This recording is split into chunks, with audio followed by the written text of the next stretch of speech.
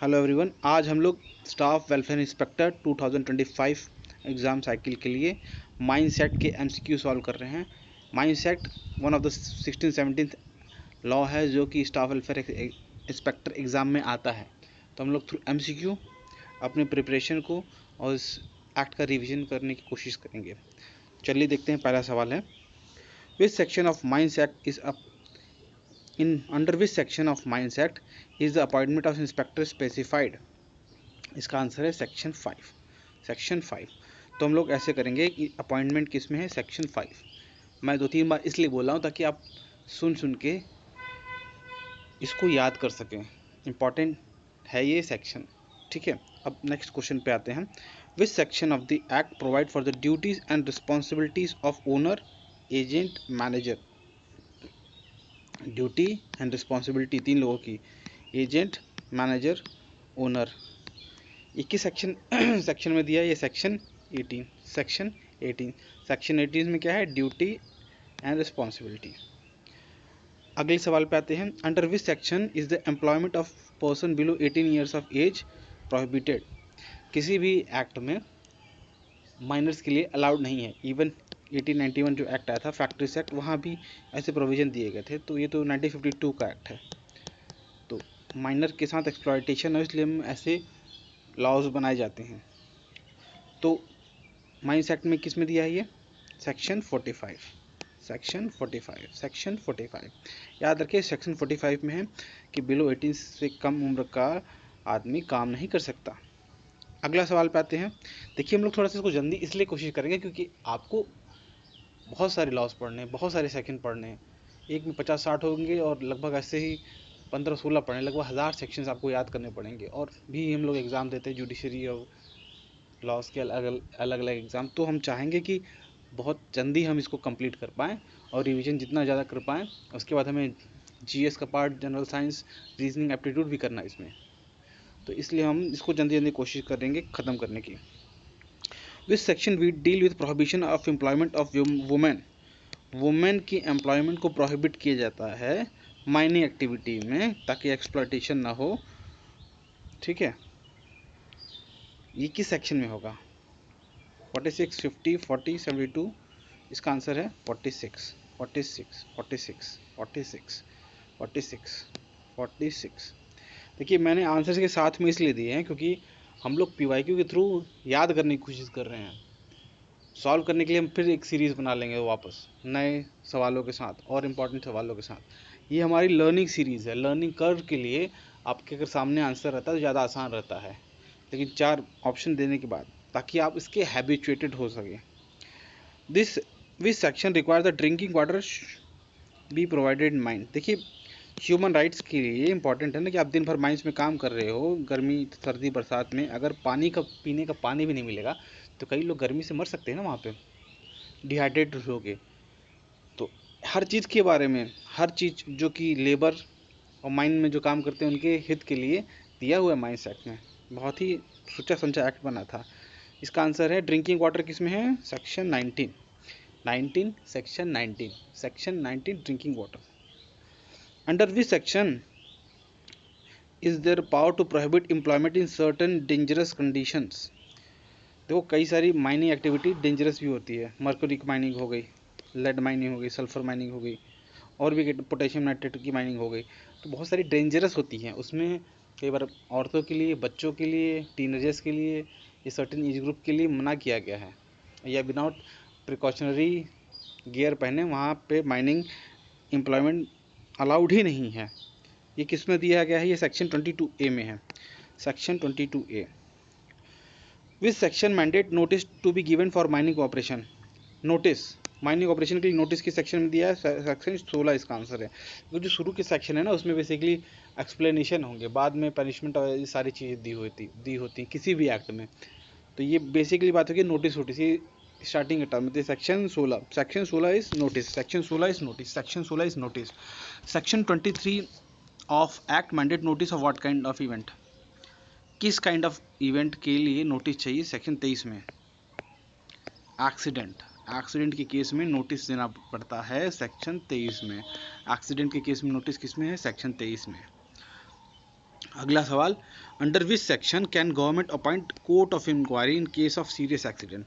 जैसे कि माइनिंग में ना, कि धनबाद में हुआ, झरिया में हुआ, कई बार आग लग जाती है, कई लोग दब जाते हैं, उसे फंस जाते हैं। कुछ सालों था ना कि माइनिंग में 50-100 लोग अंदर फंस गए थे, तो ना और भी कई सारे कई लोग मर भी जाते उसी में। तो इस केस में कोर्ट इंक्वायरी करती है।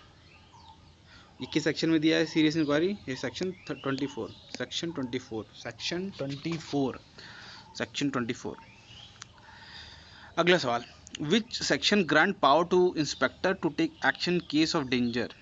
देखिए ये भी माइनर्स के हित के लिए है। डेंजर के केस में इंस्पेक्टर के पास पावर है, ये किस सेक्शन में दिया गया है? ये दिया गया सेक्शन 22, सेक्शन 22, सेक्शन 22 में पावर है। Which section lay down the provision for compensatory days of rest. इसमें जैसे कि आप दिन, कई बार होता है ना 2-3 दिन लगातार काम करना पड़ता है, तो उसके बाद कंपनसेशन में कुछ दिन की छुट्टी भी मिलती है बाहर आने के बाद। ये सेक्शन 29 में दिया हुआ है। सेक्शन 29 में कंपनसेटरी डेज है। विच section mandate the maintenance of register of person employed in mines. एक लिस्ट तो बनाएगी ना, कितने लोग माइन में, क्या पता आपने 50 लोग बताए हों और 100 लोग अंदर हो और आदमी मर जाए पता भी ना चले, या कुछ हो जाए तो कौन जिम्मेदार होगा ना। तो एक लिस्ट बनेगी, रजिस्टर बनेगा, ऐसे नहीं है कि किसी को रख लोगे। ये सेक्शन 48 में है, सेक्शन 48 में। Which section empower central government to make regulation for mines. Mining regulation है सेक्शन 57 में। सेक्शन 57 में माइनिंग रेगुलेशन की बात की गई है। माइनिंग रेगुलेशन ये कौन करता है? सेंट्रल गवर्नमेंट करती है। What is covered under section 61 of this act. Section 61 में क्या दिया गया है? बेसिकली बाई लॉज की। क्या पावर टू मेक रेगुलेशन है? नहीं। Posting abstract of regulation? नहीं। बाई लॉज आंसर है इसका। Which section deal with power of court to make order in case of violation. अगर कोई भी लॉज का ऊपर का जो सेक्शंस हैं, आर्टिकल्स हैं या प्रोवाइजोस हैं, उसका वायलेशन होता है तो कोर्ट ऑर्डर कर सकती है इसको हटाने के लिए। एक ही सेक्शन में है। ये सवाल मैं आपके लिए छोड़ देता हूँ, इसका सेक्शन बताइएगा। फिलहाल हम नेक्स्ट सवाल पे आते हैं, वापस इसकी सेक्शन बताइएगा।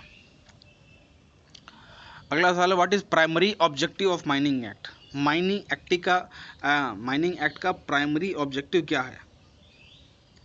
क्या लगता है आपको? Regulation of mining business profit. Profit से जुड़ा हुआ क्यों होगा? ठीक है, प्रॉफिट से जुड़ा हुआ ना। Ensuring safety and welfare of mining worker. ये स्टेटमेंट सही है, ये स्टेटमेंट सही है कि माइनिंग वर्कर के लिए, उनके हित के लिए हमने बनाया हुआ है ये। ठीक है तो इसलिए आंसर होगा इसका भी। Who is responsible for overall safety of mine under this act. Responsibility की बात की गई है, देखिए यहाँ पे रिस्पॉन्सिबिलिटी की बात की गई यहाँ पे। तो रिस्पॉन्सिबिलिटी किसकी होगी? क्या ये लेबर कमिश्नर की रिस्पॉन्सिबिलिटी होगी? क्या ये रिस्पॉन्सिबिलिटी लेबर कमिश्नर की होगी? नहीं, लेबर कमिश्नर तो काम तो इंस्पेक्शन है। देखिए आपको, अगर आपको आंसर नहीं पता है तो भी आप कैसे इसको अटेम्प्ट कर सकते हैं। देखिए लेबर कमिश्नर तो नहीं होगा, लॉजिकल है। दूसरा चीफ इंस्पेक्टर, इन दोनों काम वो है इंस्पेक्शन करना है, तो इनकी पूरी रिस्पॉन्सिबिलिटी नहीं है। इनका काम है लोग देखना कि लोगों को उनके राइट्स मिल रहे हैं कि नहीं मिल रहे हैं। ठीक है, तो क्या manager of mine, manager of mine इसकी रिस्पॉन्सिबिलिटी है सारा, क्योंकि मैनेज यही कर रहा है। ठीक है, तो इसकी रिस्पॉन्सिबिलिटी है। इसके अलावा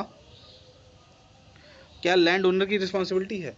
लैंड ओनर की रिस्पॉन्सिबिलिटी हो सकती है, बट वो लैंड कई बार वो लीज पे दे देता है ना, तो अगर वो लीज पे दे दिया तो उसकी रिस्पॉन्सिबिलिटी पूरी नहीं होगी।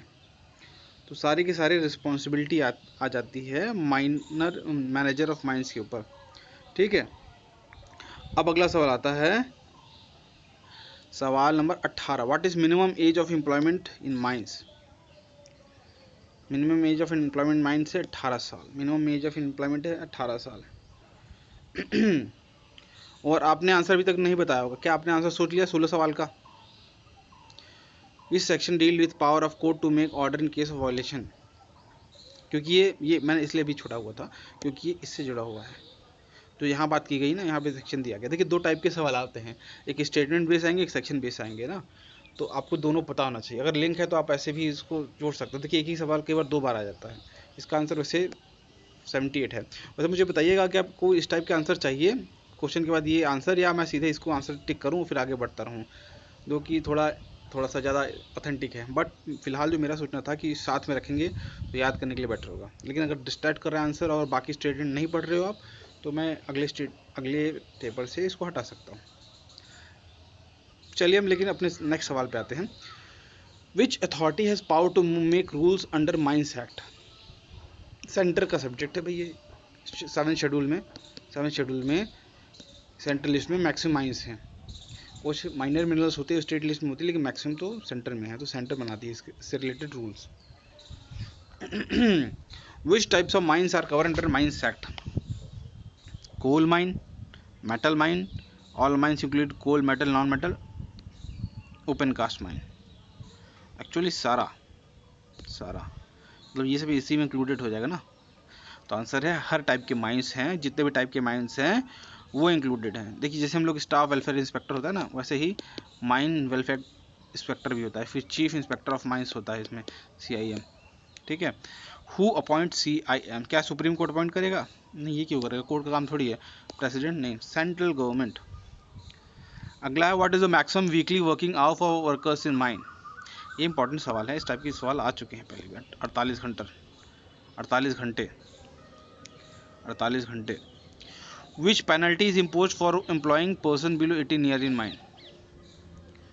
फाइन होगा, 3 महीने की सजा होगी, बोथ फाइन। आंसर है सी। तो अब ना कई बार ना पूरे स्टेटमेंट पढ़ते रहते हैं, वरना आप पहला स्टेटमेंट पढ़ा वही टिक कर दिया, दूसरा पहले दे दिया वही टिक कर दिया। सारे स्टेटमेंट हमें पढ़ने चाहिए, उसके बाद ही आंसर पे पहुंचना चाहिए, वरना हम गलत कर देंगे।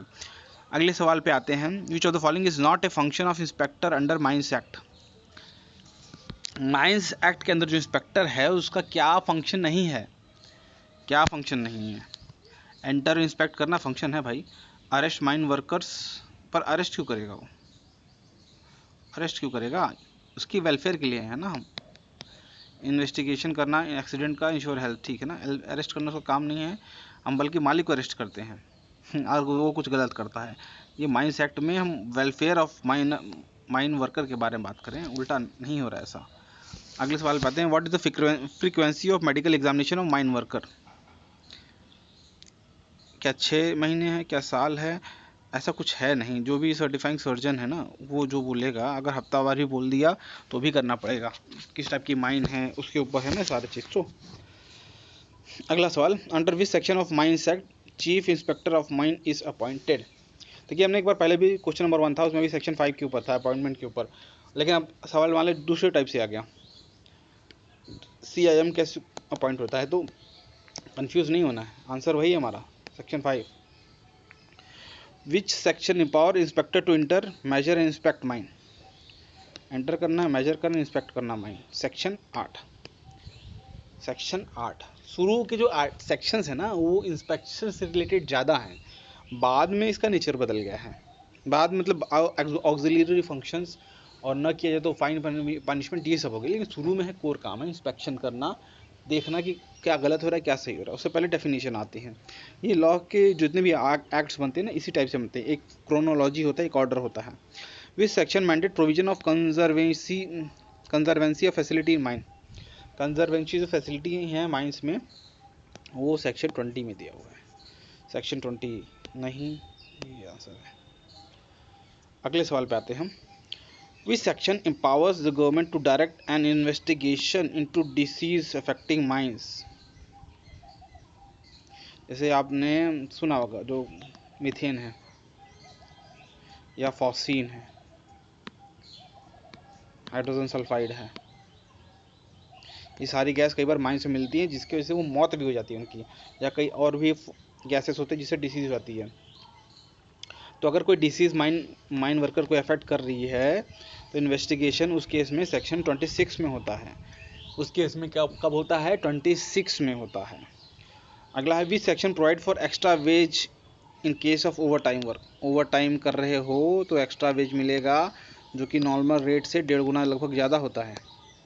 ठीक है, एक्स्ट्रा वेजेस के बारे में दिया गया है सेक्शन 33 में दिया गया है।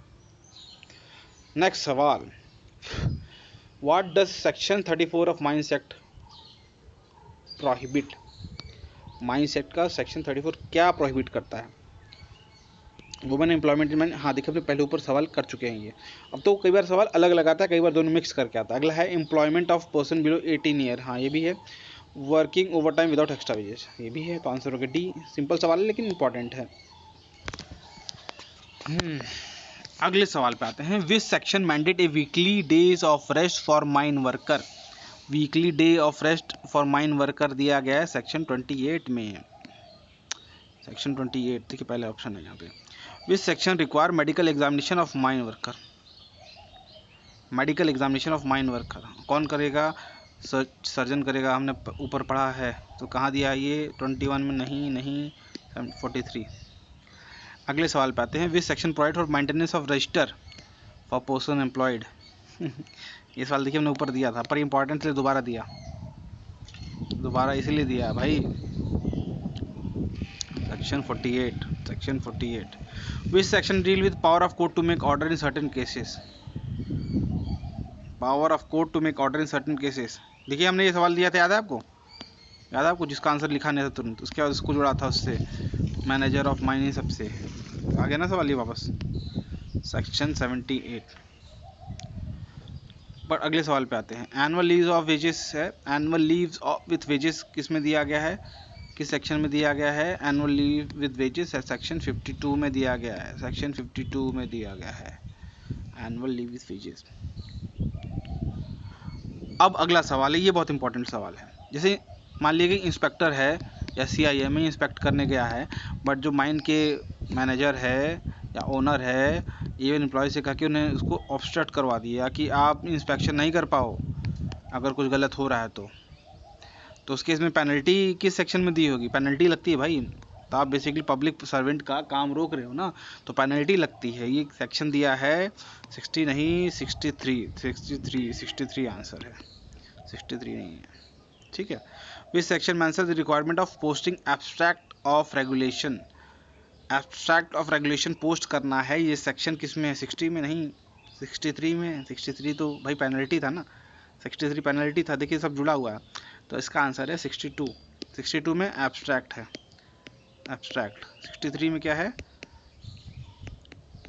पेनल्टीज, पेनल्टीज है 63 में, ठीक है।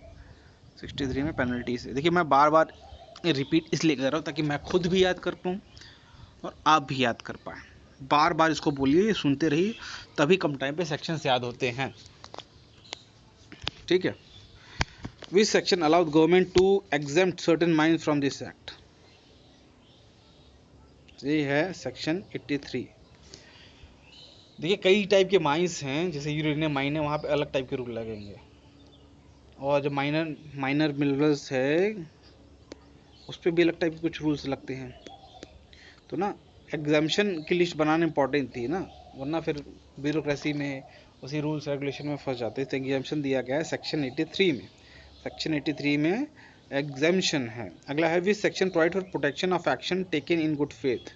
अगर कोई इंस्पेक्टर है ना, कोई इंस्पेक्टर है, कोई गुड फेथ में एक्शन लेता है, मान ली गलत हो जाता है, तो उसको प्रोटेक्शन मिलनी चाहिए, वरना फिर अपना काम कैसे करेगा? ठीक है, काम कैसे करेगा? देखिए सेक्शन में है, इसका आंसर है section 87, section 87, section 87, section 87, section 87। Mine act का प्राइमरी इंपॉर्टेंट सवाल है, बेसिक सवाल ऐसे आ सकते हैं कि माइन एक्ट का काम क्या है, और ये बहुत इंपॉर्टेंट है इसलिए दोबारा किया। देखिए कई सवाल मैंने 6-7 सवाल दोबारा किए हैं। एक्ट में लगभग 80+ सेक्शंस हैं, लेकिन सब उतने इंपॉर्टेंट नहीं हैं, कुछ ज़्यादा इंपॉर्टेंट कुछ कम है। तो इस सीरीज़ के तहत हम इंपॉर्टेंट को सॉल्व करने की कोशिश करेंगे, और जो बहुत इंपॉर्टेंट है उसको हमने 2-3 बार रिपीट किया है ताकि आप उसको गलत ना करें अलग अलग लैंग्वेज में। फाइनेंशियल मैनेजमेंट ऑफ माइन नहीं, जो पिछला सवाल उसमें अलग कुछ लिखा था, प्रॉफिट लिखा था। Worker safety health working condition, क्या ये सही है? सही तो लग रहा है, लेकिन हम पूरा पढ़ लेते हैं। इंक्रीजिंग प्रोडक्शन नहीं, वो तो वर्कर उनका काम है, अपना बिजनेस देखें। इनकरिंग प्राइवेट नहीं, आंसर है worker safety health and working conditions के ऊपर ही देखा जाता है माइंस एक्ट में। What is primary responsible, who is primary responsible for compliance with inspector करेगा, और कौन करेगा? नहीं करेगा, फंस गए आप या मैं फंस गया के लिए। इंस्पेक्टर का काम है इंस्पेक्ट करना, CIM काम है इसको भी देखना। और कंप्लायंस है, रूल कौन फॉलो करेगा? रूल कौन फॉलो करेगा? जो माइंस का मैनेजर है वो करेगा ना। सेंट्रल गवर्नमेंट तो रूल बनाएगी, इंस्पेक्टर ऑफ माइन देखिए क्या करेगा, इन्वेस्टिगेट करेगा, लेबर का विषय नहीं करेगा। तो कॉन्सेप्ट समझना इंपॉर्टेंट, जल्दी जल्दी के चक्कर में हम लोग गलत कर देंगे वरना। Which of the following worker is not allowed to work in underground mine? Underground mine है जैसे कोल माइन है, गोल्ड माइन है, ठीक है, डायमंड और भी कई सारी माइन होती है अंडरग्राउंड। तो उसमें वर्कर क्या कौन अलाउड नहीं? भाई वुमेन अलाउड नहीं है, बच्चों को अलाउड नहीं किया हमने 18 से कम वालों को, ठीक है, ये दोनों तो बिल्कुल अलाउड नहीं है। आंसर है C. Which authority is responsible for enforcing? देखिए ऊपर था कंप्लायंस किसका काम है, अब यहाँ पे इन्फोर्समेंट किसका काम है? इन्फोर्समेंट अफसर कौन है यहाँ पे? CIM, chief inspector of mine. Inspection करेगा इंस्पेक्टर और उसको इन्फोर्स करेगा CIM, chief inspector of mine. What is maximum daily working hours in mine? Maximum daily की बात हो रही है, ये 10 घंटे हैं मैक्सिमम डेली, ओवर टाइम जोड़ के, ओवर टाइम के बिना तो उससे भी कम है ये, ओवर टाइम जोड़ के ये 10 घंटे। How many days of paid leaves is a mine worker entitle after 240 days? 240 दिन अगर आप काम कर लेते हैं ना तो आपको 15 दिन की पेड लीव मिलती है, ठीक है, 15 दिन की पेड लीव मिलती है। अब 480 दिन 240 दिन काम कर लेते हैं, इसका आंसर है 15। Who investigate fatal accident in mines? अगर माइन एरिया में कोई फैटल एक्सीडेंट होता है तो इसको इंस्पेक्ट करेंगे हमारे CIM, chief inspector of mine, ठीक है, इसको chief inspector of mine inspect करेंगे। Which of the following is not considered a serious violation under mines act? Serious violation नहीं है ये, फेलियर टू प्रोवाइड, ये तो इंपॉर्टेंट है भाई, 18 साल से कम वालों को भी अलाउड नहीं है, अलाउइंग ओवर टाइम, ये इतना सीरियस नहीं है, पैसा उसको दे दो बस। What is penalty for manager violating safety provision under mines act? अगर वायलेशन है सेफ्टी प्रोविजन में, सेफ्टी इंपॉर्टेंट है, तो क्या होगा? 10,000 का फाइन होगा या 1 ईयर इम्प्रिजनमेंट, ये आंसर है। तो इस तरह से हम लोगों ने लगभग 50 क्वेश्चन कर सकते थे, और भी हम बना सकते थे सवाल, बट आई थिंक उसको फ्यूचर में देखा जाएगा। फिलहाल हम इतना करते हैं, उसके बाद बाकी जो एक्ट हैं उनके MCQ लाएंगे। इसके बाद हम जो सेक्शंस वाइज हैं इंपॉर्टेंट सेक्शन को याद करने की कोशिश करेंगे, इंपॉर्टेंट प्रोविजन को याद करने की कोशिश करेंगे। ऐसे हमारा 50 मार्क्स का काम हो जाएगा। उसके बाद बचेगा हमारा GS, general science, reasoning, maths, वो तो आप एक्सपर्ट हैं, वो तो आप कर ही लोगे, ठीक है।